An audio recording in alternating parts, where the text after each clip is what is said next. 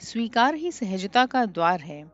यह कथन हमें यह समझाता है कि मनुष्य के अधिकांश दुखों का कारण परिस्थितियां नहीं, बल्कि उनके प्रति उसका आंतरिक विरोध है।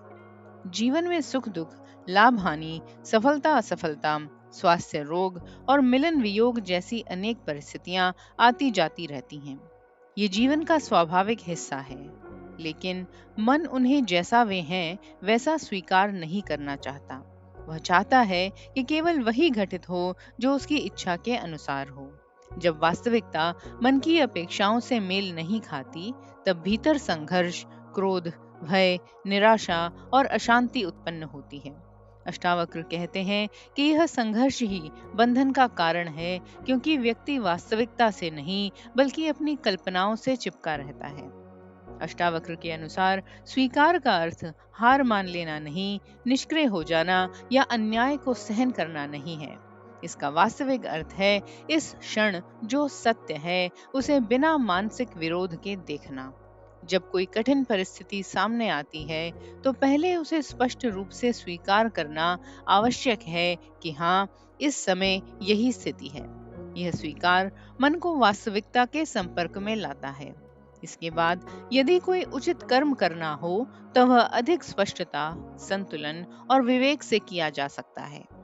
इसके विपरीत यदि व्यक्ति पहले ही भीतर से विरोध, शिकायत या क्रोध में डूब जाता है, तो उसके निर्णय भी भ्रम और आवेग से प्रभावित हो जाते हैं। अष्टावक्र कहते हैं कि मन का स्वभाव है निरंतर तुलना करना और वर्तमान से असंतुष्ट रहना। वह या तो अतीत को पकड़े रहता है, ऐसा नहीं होना चाहिए था, या भविष्य की चिंता करता है, आगे क्या होगा। इस कारण वह वर्तमान क्षण से कट जाता है। लेकिन जीवन केवल वर्तमान में घटित होता है। जब व्यक्ति इस क्षण को स्वीकार कर लेता है, तब उसका मन अतीत के पछतावे और भविष्य की आशंकाओं से मुक्त होने लगता है। यह स्वीकार भीतर एक गहरी सहजता को जन्म देता है, क्योंकि अब ऊर्जा वास्तविकता से लड़ने में नहीं, बल्कि उसे समझने और उसके अनुरूप बुद्धिमानी से जीने में लगती है। जब व्यक्ति स्वयं को शरीर, मन और परिस्थितियों से जुड़ी हुई सीमित पहचान मानता है, तब हर घटना उसे व्यक्तिगत रूप से प्रभावित करती है। लेकिन जब वह अपने साक्षी स्वरूप को पहचानता है, तब उसे अनुभव होता है कि जीवन की सभी घटनाएं आती जाती हैं, जबकि भीतर का साक्षी अचल और शांत रहता है। इस पहचान के साथ स्वीकार सहज हो जाता है, क्योंकि अब व्यक्ति जानता है कि उसकी वास्तविक सत्ता किसी भी परिस्थिति से नष्ट या अपूर्ण नहीं हो सकती। उदाहरण के लिए, यदि जीवन में असफलता मिलती है, तो सामान्य मन तुरंत विरोध करता है। ऐसा क्यों हुआ? मेरे साथ ही ऐसा क्यों हुआ? यही विरोध दुख को और गहरा बना देता है। लेकिन यदि व्यक्ति पहले उस तथ्य को स्वीकार कर ले कि हाँ, इस समय असफलता मिली है, तो उसके भीतर स्पष्टता बनी रहती है। वह बिना आत्मग्लानि या क्रोध के यह देख सकता है कि आगे क्या करना उचित होगा। इस प्रकार स्वीकार व्यक्ति को कमजोर नहीं बनाता, बल्कि उसे मानसिक रूप से अधिक स्थिर, संतुलित और प्रभावी बनाता है।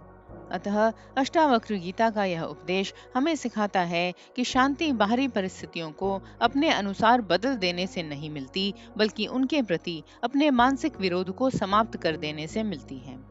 जब व्यक्ति वर्तमान क्षण को जैसा है वैसा स्वीकार करता है, तब मन की शिकायतें, अपेक्षाएं और संघर्ष धीरे धीरे समाप्त होने लगते हैं। उसी क्षण भीतर एक स्वाभाविक शांति, सहजता और संतुलन प्रकट होता है। यह स्वीकार निष्क्रियता नहीं, बल्कि जागरूकता की अवस्था है, जहाँ व्यक्ति वास्तविकता से भागता नहीं, उससे लड़ता नहीं, बल्कि उसे पूरी स्पष्टता से देखकर उचित कर्म करता है।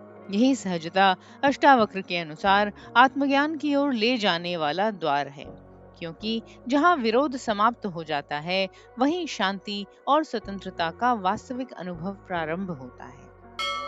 आप देख रहे हैं सुनो और सुनते ही रहो। हमारा चैनल प्राचीन ग्रंथों की गहन शिक्षाओं को सरल भाषा में आप तक पहुंचाने का एक प्रयास है। हमारे उत्साहवर्धन के लिए लाइक, शेयर, कमेंट और सब्सक्राइब जरूर करें। यदि आप इस मिशन में सहभागी बनना चाहते हैं, तो चैनल ज्वाइन करें और इस यात्रा में हमारे साथ चलें।